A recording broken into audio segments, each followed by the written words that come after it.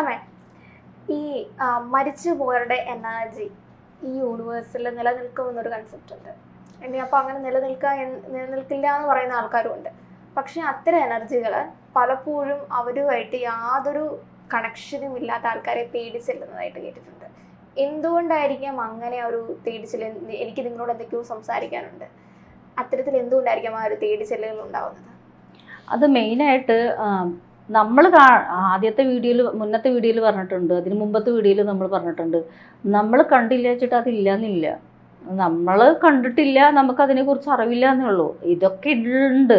ഇപ്പോൾ നമ്മൾ ഒരു 100 വർഷങ്ങൾക്ക് പിറകിൽ പോയാൽ അന്ന് എന്തൊക്കെ ഉണ്ടായിരുന്നു എന്ന് നമുക്കിപ്പോൾ അറിയില്ലല്ലോ. അപ്പം അതന്ന് ഇല്ല എന്നുള്ളതാണോ? നമുക്ക് അറിവില്ല എന്നുള്ളതേ ഉള്ളൂ. 100 വർഷങ്ങൾക്ക് മുമ്പ് എന്തൊക്കെ ഭൂമിയിൽ ഉണ്ടായിരുന്നിരിക്കാം, നമ്മുടെ ചുറ്റുപാടുകളിൽ എന്തൊക്കെ ഉണ്ടായിരുന്നിരിക്കാം. പക്ഷെ അതിനെക്കുറിച്ചൊക്കെ നമ്മൾ അജ്ഞരാണ്, കാരണം നമുക്കതിനെക്കുറിച്ച് അറിയില്ല. അതുപോലെ തന്നെയാണ് എല്ലാ കണക്ഷനും. എനർജി, സോളും എനർജിയും എല്ലാം വെവ്വേറെയാണ്. മരണപ്പെട്ട ഒരാളുടെ എനർജി ആയിരിക്കില്ല ഡിവൈൻ എനർജി ഉണ്ടാവുക. മരണപ്പെട്ട ഒരു വ്യക്തി, അത് മരണപ്പെട്ട ഒരു വ്യക്തിയാണ്. അയാളുടെ എനർജിക്ക്, കാരണം അത് ഈ ഭൂമിയിൽ നിന്ന് മറ്റൊരു ശരീരത്തിലേക്ക് പ്രവേശിച്ചിരിക്കണം. അപ്പം അതിനൊരു കാരണം ഉണ്ടായിരിക്കും പോവാതിരിക്കാൻ. ആ മറ്റൊരു ശരീരം സ്വീകരിക്കാതിരിക്കാൻ ഒരു കാരണം ഉണ്ടായിരിക്കും.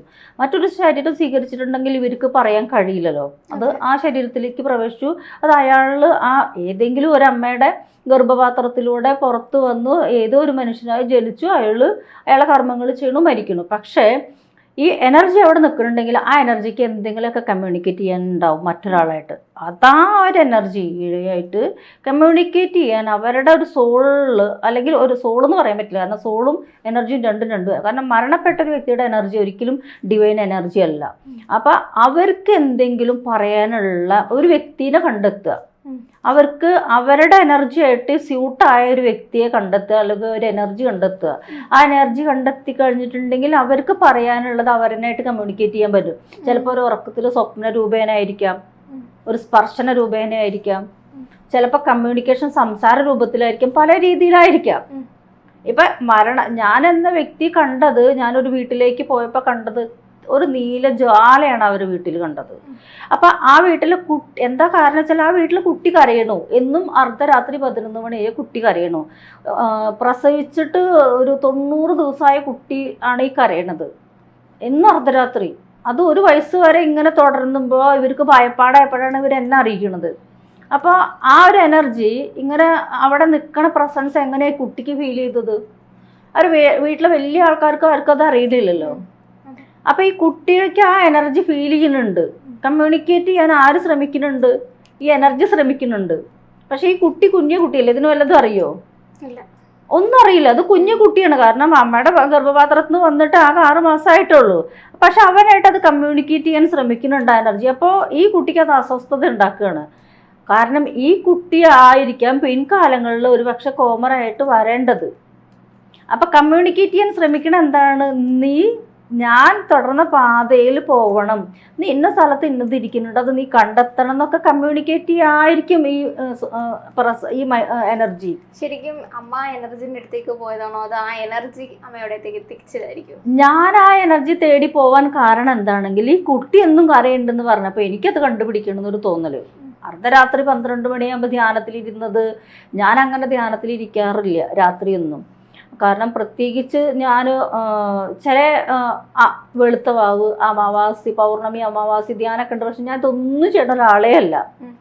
പക്ഷേ അന്ന് രാത്രി എനിക്ക് തോന്നി, രാത്രി 10 മണിക്ക് ശേഷം ധ്യാനത്തിൽ ഇരുന്നിട്ട് ഇതൊന്ന് കണ്ടുപിടിക്കണം, എന്താ ഈ സംഭവം ഒന്ന് കണ്ടുപിടിക്കണം എന്ന്.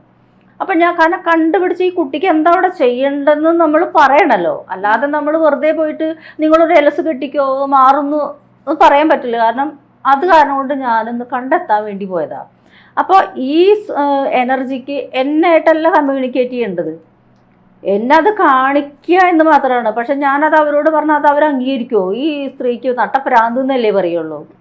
പക്ഷെ ഞാൻ ആ കുട്ടിക്ക് ഒറ്റ കാര്യം ഞാൻ ചെയ്തത്, ഇത് ഇന്നതാണെന്ന് മനസ്സിലായി. അപ്പം എനിക്ക് അതിനെ തടയേണ്ട കാര്യമില്ല. കാരണം ആ എനർജി കുട്ടിയായിട്ട് കണക്ഷൻ ഉണ്ട്. കാരണം അവൻ്റെ മുത്തച്ഛൻ്റെ അച്ഛനാണ് അച്ഛൻ്റെ അച്ഛനാണ്, അപ്പോൾ മുത്തച്ഛനാണ്. അപ്പോൾ ഈ കുട്ടിയായിട്ട് കണക്ട് ചെയ്യാൻ കമ്മ്യൂണിക്കേറ്റ് ചെയ്യാനാണ് ഈ എനർജി അവിടെ വന്ന് നിൽക്കുന്നത്.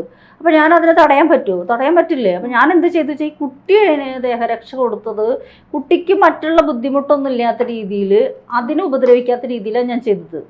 അപ്പോൾ ഇതിന് ഉപദ്രവിക്കില്ല. പക്ഷെ പതിയെ പതിയെ പതിയെ അത് അവർക്ക് അവരോട് പറഞ്ഞാൽ അവർ ചോദിക്കും, നിന്റെ ആ സ്ത്രീ എന്തിനാ വന്നിട്ട്, അല്ലെങ്കിൽ നീ ആ സ്ത്രീയുടെ അടുത്ത് പോയ കാരണം കൊണ്ട് നീ എന്തിനാ അതിന് പോയി എന്നൊക്കെ ഇവർ പ്രശ്നം ഉണ്ടാക്കില്ലേ. ഞാനതൊന്നും പറയാൻ പോയില്ല. ഇത് കണ്ടെത്തി അതിന് പരിഹാരം എന്താണെന്ന് എനിക്ക് മനസ്സിലായപ്പോൾ ഞാൻ ആ കുട്ടീനെ രക്ഷപ്പെടുത്താനാണ്. അത് കുഞ്ഞു കുട്ടിയല്ലേ, അതിനെന്താ അറിയാം, 6 മാസമായ ഒരു കുട്ടിയാണ്. അപ്പോൾ ആ കുട്ടിക്ക് ദേഹോപദ്രവം എന്തായാലും ഏൽപ്പിക്കില്ല, പക്ഷെ എനർജി ചിലപ്പോൾ താങ്ങാണ്ടാണ് പ്രശ്നം വരുന്നത്. അപ്പോൾ ആ കുട്ടീനെ രക്ഷിച്ചപ്പോൾ എന്നെ കാണാനല്ല, ഞാൻ അവരെ തേടി പോയതുമല്ല, ഈ കുട്ടിക്ക് പ്രശ്നം വരുമ്പോൾ ഇവരെ ഇത് അറിയിപ്പിക്കുക എന്നുള്ള ദൗത്യവും എനിക്കില്ല. കാരണം അതൊന്നും എന്നോട് കമ്മ്യൂണിക്കേറ്റ് ചെയ്തിട്ടില്ല, എന്നായിട്ടൊന്നും സംസാരിച്ചിട്ടില്ല. അല്ലെങ്കിൽ എന്നോട് പറയേണ്ടതായിരുന്നു, എൻ്റെ ആവശ്യം ഇതാണ്, ഞാൻ ഇതിനാണ് വന്ന് നിൽക്കുന്നത്, ഇത് അവരെ അറിയിക്കണം എന്ന് വേണമെങ്കിൽ എന്നോട് പറയാമായിരുന്നു. പക്ഷെ ഇതൊന്നും എന്നോട് പറഞ്ഞിട്ടില്ല. അപ്പം എൻ്റെ ഉപാസനാമൂർത്തിയാണ് പറഞ്ഞത്, ഇത് ഇന്ന ആളാണ്, എൻ്റെ കോമരമായിരുന്നു. അപ്പം ഞാൻ അന്വേഷിച്ച് നോക്കുമ്പോൾ ഇതെല്ലാം സത്യമാണ്. അവരെ വീട്ടിലൊരു കോമരുണ്ടായിരുന്നു, അയാൾ മരണപ്പെട്ടത് മറ്റൊരു മകൻ്റെ വീട്ടിൽ വെച്ചിട്ടാണ്. ഇയാളുടെ പട്ടും വാളും ചിലപ്പോൾ അവരെ വീട്ടിലിരിക്കുന്നുണ്ടെന്നെല്ലാം പിന്നീട് അന്വേഷിച്ചാൽ പറഞ്ഞു. അത് 1 വർഷങ്ങൾ കഴിഞ്ഞപ്പോൾ. അപ്പോഴും ഞാൻ എന്താണ് ഇതൊന്നും ഇവരോട് പറയാൻ പോയിട്ട്, കാരണം അവർക്ക് നിയോഗം ഉണ്ടെങ്കിൽ അത് അവിടെ എത്തും, അത്രേ ഞാൻ വിചാരിച്ചിട്ടുള്ളൂ. കാരണം എനിക്കിതൊന്നും പറയാൻ പറ്റില്ല, കാരണം എന്നായിട്ടല്ലല്ലോ കമ്മ്യൂണിക്കേറ്റ് ചെയ്തേക്കണം. അപ്പം കമ്മ്യൂണിക്കേറ്റ് ചെയ്യാൻ ഇഷ്ടപ്പെടുന്ന ഒരു എനർജി ആയിട്ട് ഇവർ വരും, അതിലൊരു തർക്കമില്ല. അത് അവർ ഉപദ്രവിക്കാനൊന്നുമില്ല. പക്ഷെ ഉപദ്രവ രൂപത്തിൽ വരുന്ന ചില എനർജികളും ഉണ്ട്, ഉപദ്രവിച്ചിട്ട് കാര്യം നടത്തുക. കാരണം നമ്മൾ തമ്മിൽ മറ്റൊരു വീഡിയോയിൽ പറഞ്ഞിട്ടുണ്ട് തോന്നുന്നുണ്ട്, ഒരാൾക്ക് ഗുരുതി കലക്കി കൊടുത്തപ്പോൾ മരണപ്പെട്ട കാര്യം ഞാൻ പറഞ്ഞിട്ടുണ്ട്. ഉപദ്രവിച്ചിട്ട് കാര്യം നടത്തിയിട്ട് പോകുന്ന ഒരു കാര്യമുണ്ട്. അപ്പം എനർജികൾ പല രൂപത്തിലും അന്തരീക്ഷത്തിൽ നിൽക്കുന്നുണ്ട്, പല രൂപത്തിലും അവർ കമ്മ്യൂണിറ്റി. കാരണം അവർ ഒരു ശരീരം എടുത്തു കഴിഞ്ഞാൽ എന്തായാലും മറ്റൊരാളിലേക്ക് കയറാൻ പറ്റില്ല. അപ്പം ശരീരം എടുക്കണാട്ടി മുന്നേ അവരെ ആവശ്യങ്ങൾ സാധിക്കുക എന്നുള്ളതാണ് അവർ ചിന്തിക്കണത്. അപ്പം അവർക്കത് കഴിയും, നമ്മളെ പോലെ അവർക്ക് കഴിയും. ബോഡി ഇല്ലാന്നേ ഉള്ളൂ, എനർജി അവിടെ ഉണ്ടാവും. ഈ ശരീരം എടുക്കാന്ന് പറയുന്നത് മറ്റൊരു ജന്മം എടുക്കാന്നുള്ളതാണ്.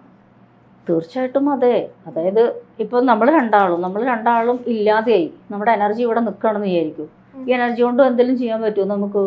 നമുക്ക് എന്താ ചെയ്യാൻ പറ്റുക? നമ്മൾക്ക് മറ്റൊരാളിലേക്ക് അല്ലെങ്കിൽ ഇവരിലേക്ക് എനിക്ക് പറയാനുള്ളത് എങ്ങനെയും പറയാൻ പറ്റും. ഇവർക്ക് എന്നെ കാണാൻ പറ്റിയില്ലെങ്കിലോ ഒരു രക്ഷയില്ലല്ലോ. അപ്പോൾ കാണാൻ പറ്റുന്ന ആൾക്കാർ കുറച്ച് പേരല്ലേ ഉണ്ടാവുള്ളൂ, എല്ലാവർക്കും എല്ലാ എനർജിയും കാണാൻ പറ്റില്ലല്ലോ. അപ്പോൾ എൻ്റെ ദൗത്യം അവിടെ ചെയ്യാൻ പറ്റില്ലെങ്കിൽ വേറൊരു അതായത് ചില കർമ്മങ്ങൾ, ഒരു ദുർമരണമൊക്കെ നടന്നിട്ടുള്ള ഒരു വ്യക്തിയാണെങ്കിൽ അവർക്ക് മറ്റൊരു ശരീരം എടുക്കാൻ ഒരുപാട് സമയം എടുക്കും. അപ്പോൾ സമയം എടുത്തിട്ടുണ്ടെങ്കിൽ ആ ശരീരം സ്വീകരിച്ചിട്ട് അവരെ കാര്യങ്ങളിലേക്കല്ലേ പോണത്. അപ്പോൾ ചില ദുരാത്മാക്കൾ എന്ന് പറയാം, ചില മരണപ്പെട്ട ആത്മാക്കൾ ആത്മഹത്യയാണെങ്കിൽ കെട്ടിത്തൂങ്ങി മരണം, ദുർമരണങ്ങൾ, ആത്മഹത്യകളൊക്കെ ഉണ്ട്. അത് ദുർമരണമായിട്ട് നിൽക്കുന്ന ചില എനർജികളുണ്ട്. അവർക്ക് അവരുടെ കർമ്മങ്ങൾ ചെയ്ത് അവരെ സംതൃപ്തരാക്കിയിട്ടാണ് വിടാൻ പറ്റുള്ളൂ. അപ്പോൾ അവർ സമാധാനമായിട്ട് മറ്റൊരു ശരീരം പോയിട്ട്, എന്നാൽ ഇതൊക്കെ ഹിന്ദു മതത്തിലേ ഉള്ളൂ. ക്രിസ്ത്യാനികളും ചെയ്യുന്നുണ്ട്, മുസ്ലിമും ചെയ്യുന്നുണ്ട്. അവർ നമ്മളിൽ അത്ര ഇതില്ല എന്ന് മാത്രമേ ഉള്ളൂ. പക്ഷെ ഹൈന്ദവൻ്റെ ആചാരങ്ങൾ ഇത്തിരി കൂടി വിപുലമാണ്. അപ്പോൾ അത് കാരണം കൊണ്ട് അവർ ബലി വയ്ക്കുക, അതുപോലെ കുറേ ആചാരങ്ങൾ പറയുന്നുണ്ട്. ഈ മരിച്ച ആൾക്കാരനെ അതിലേക്ക് എത്തിക്കാനുള്ള കുറേ ആചാരങ്ങൾ, അനുഷ്ഠാനങ്ങൾ നമ്മളെ ഹിന്ദു സംസ്കാരത്തിലുണ്ട്. മറ്റുള്ളവരെ സംബന്ധിച്ചുള്ളങ്ങാട്ടി കൂടുതലുള്ളത് നമുക്കാണെന്ന് മാത്രമേ ഉള്ളൂ. അപ്പോൾ എല്ലാ എനർജിയും അന്തരീക്ഷത്തിലുണ്ട്. അത് മറ്റൊരു ശരീരം സ്വീകരിക്കണ വരെ അവരെല്ലാ എനർജികൾ തന്നെയാണ്. ചില ആൾക്കാർ മറ്റൊരു ശരീരം സ്വീകരിച്ചിട്ടുണ്ടെങ്കിൽ അവർക്ക് പഴയതെല്ലാം ഓർമ്മ ഉണ്ടാവുന്ന ആൾക്കാരുണ്ട്. നമ്മൾ കേട്ടിട്ടില്ലേ, ഒരു ശരീരം എടുത്തിട്ട് അവർ കഴിഞ്ഞ ജന്മത്തിലെ പോലെ ചെയ്യണമെന്നുള്ള ചില പത്രവാർത്തകളെല്ലാം നമ്മൾ കണ്ടിട്ടില്ലേ. അപ്പം അതെന്തുകൊണ്ടാണ്? അവരുടെ എന്തോ പൂർത്തീകരിക്കാൻ ഇവിടെ കിടക്കണുണ്ട്. അവർ ശരീരം എടുത്തു. ഇപ്പം ഞാൻ എൻ്റെ യാത്രകളെല്ലാം, സ്പിരിച്വൽ യാത്രകളെല്ലാം നടത്തിയിട്ടുണ്ടല്ലോ, ഇപ്പം നടത്തിക്കൊണ്ടിരിക്കുന്നു. ഇപ്പോൾ കാമാഖ്യയിൽ പോയി, കാശിയിൽ പോയി, അയോധ്യയിൽ പോയി. അപ്പോൾ ഇതെല്ലാം ഞാൻ ചെയ്യേണ്ട കാര്യങ്ങളാണെന്ന് എനിക്ക് ഇവരുടെ പോലും എൻ്റെ അതായത് എൻ്റെ കൂട്ടുകാരനാണ്. ഞാൻ മുൻ ജന്മത്തിൽ എൻ്റെ പാസ്റ്റ് ലൈഫ് റീഡിങ് ഞാൻ എടുത്തിട്ട് ആരോല്ലേ മോനെ കട്ട് ചെയ്യണോ, വേറെ ആക്കണോ? വേറെ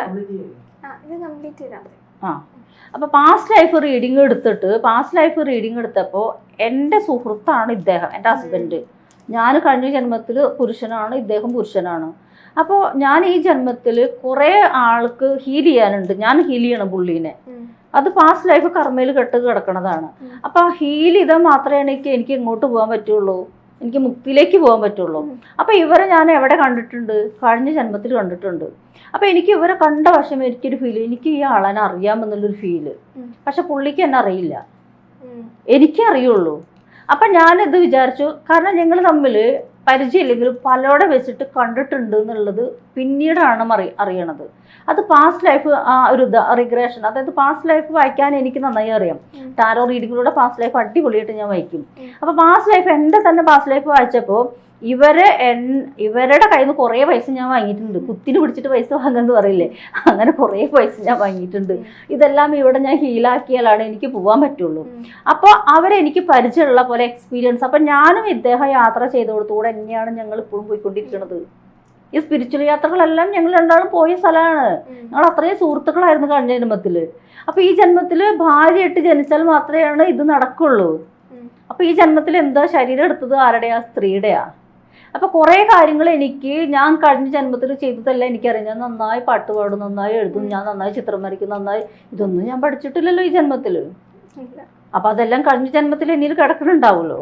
അപ്പോൾ അവിടെ എന്തോ ഒരു പൂർത്തീകരണം നടക്കണം എന്നിലൂടെ. എന്നിലൂടെ ഒരു പൂർത്തീകരണം നടക്കാൻ വേണ്ടി ഞാനൊരു ശരീരം എടുത്ത് വന്നേക്കാണ്. ആ പൂർത്തീകരണം ഇവിടെ കഴിഞ്ഞാൽ എൻ്റെ ജീവിതം കഴിഞ്ഞു. അവിടെ വയസ്സെന്നൊരു പ്രശ്നമില്ല. അപ്പം ടാരോ എന്ന് പറയുന്നത്, ടാരോ നമ്മളെ എങ്ങനെയാണ് ആരാണ് ഉപയോഗിക്കുന്നത് ആ ആളുടെ കാഴ്ചപ്പാട്. ടാരോ വെറും ഒരു മീനിങ് അല്ല. സാധാരണഗതിയിൽ എല്ലാവരും ടാരോ പഠിപ്പിക്കുക വെറും ഒരു മീനിങ് ആണ് പഠിപ്പിച്ചു കൊടുക്കുക.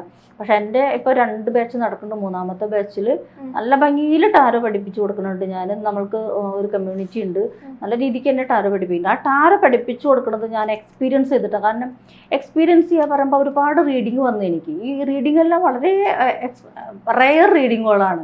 ഈ റെയർ റീഡിങ് വന്നാൽ മാത്രമേ നമുക്ക് ടാരോ നന്നായി പഠിപ്പിച്ചു കൊടുക്കാൻ പറ്റുള്ളൂ. അല്ലെങ്കിൽ പഠിപ്പിച്ചു കൊടുത്ത കാർഡിലെ മീനിങ് മാത്രമാണ്. അപ്പോൾ ടാരോ കൊണ്ട് അനവധി കാര്യങ്ങൾ, അനവധി അത്ഭുതങ്ങൾ നടത്താൻ പറ്റുമെന്നുള്ള എക്സ്പീരിയൻസ് എനിക്കുണ്ട്.